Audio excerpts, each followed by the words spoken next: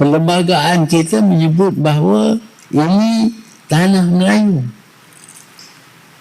Tanah Melayu yang dimiliki oleh orang Melayu. Mantan Perdana Menteri Malaysia Mahathir Mohamad mengatakan, alam Melayu akan hilang dalam waktu 10 tahun lagi. Mahathir berpendapat bahwa, Malaysia saat ini memiliki label negara berbilang kaum, yang terdiri dari 3 kaum besar yang menguasai Malaysia. Dia berpikir suatu saat nanti, Malaysia akan dipimpin oleh satu kaum saja, yaitu kaum yang memiliki pengaruh yang cukup besar di daratan semenanjung tersebut. Namun Mahathir tidak menyebutkan kaum yang mana yang akan memimpin. Mahathir berpendapat, alam Melayu sudah hilang sebagian dari pangkuan Malaysia, seperti di selatan Thailand dan Riau Lingga. Mahathir merasa, Malaysia seolah sebagai pusat peradaban Melayu.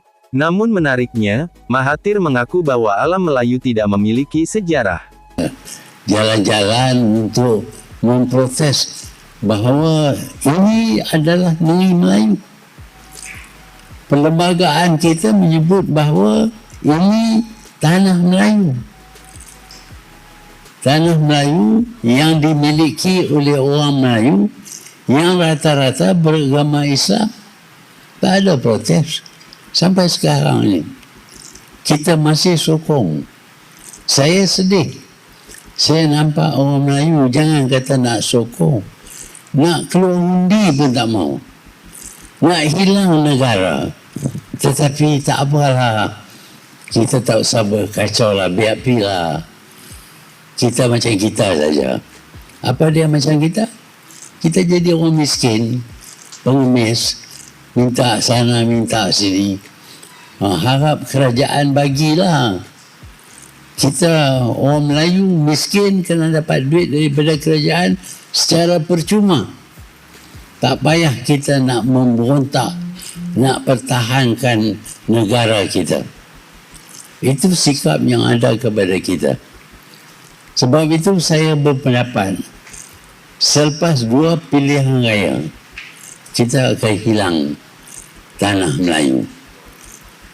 Kita akan ada hanya Malaysia yang dimiliki oleh 3 kaum yang besar.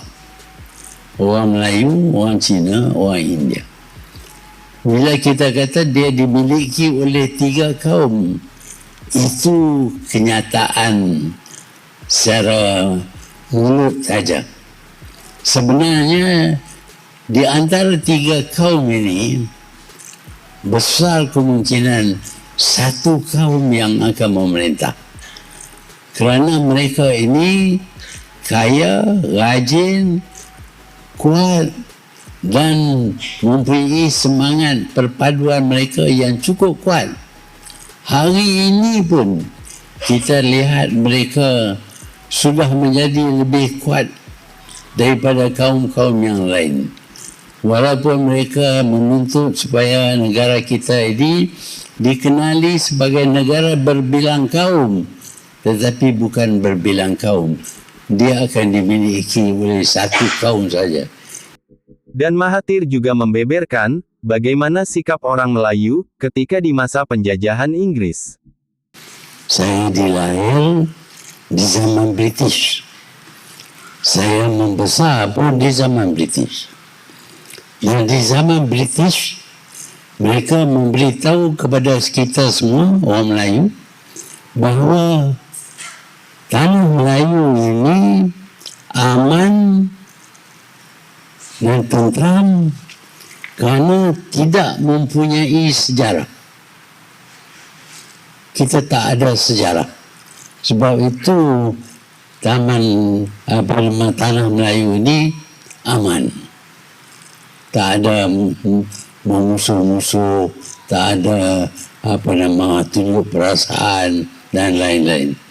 Dan memang pun benar. Semasa saya kecil, di zaman dijajah oleh British, negeri-negeri Melayu yang baki yang ada memang pun amat selesa kerana diperintah oleh British.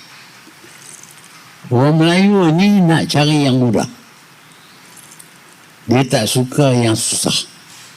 Sebab itu apabila British ambil 4 buah negeri dan bagi negeri itu kepada Siam, iaitu Thailand, tak ada siapa pun protes.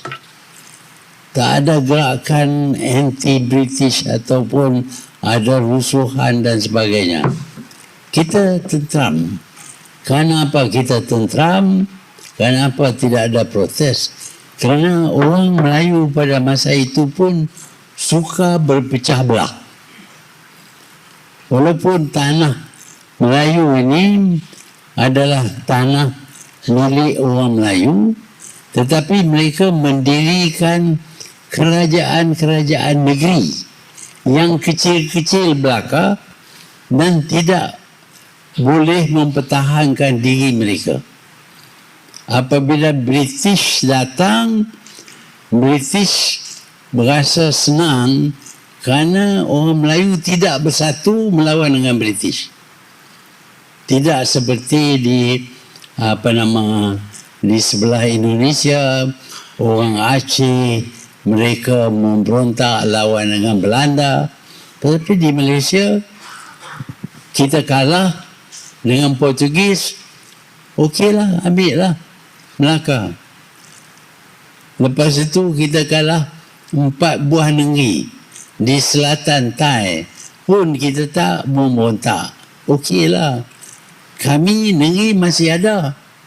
Kedah masih ada, Perlis masih ada, Kelantan, Terengganu, Johor, Selangor, Negeri Sembilan, semua ni masih ada. Jadi 4 negeri hilang, itu masalah mereka lah. Kita hidup senang lenang, hidup mudah, semuanya mudah, tak payah nak mentadbir negara pun. Kita serah bulat-bulat kepada British. Sehingga ada pendapat bahawa orang Melayu tak mungkin memerintah negeri mereka pun. Itu sikap dan pendirian orang Melayu di zaman British menakluk negeri-negeri Melayu.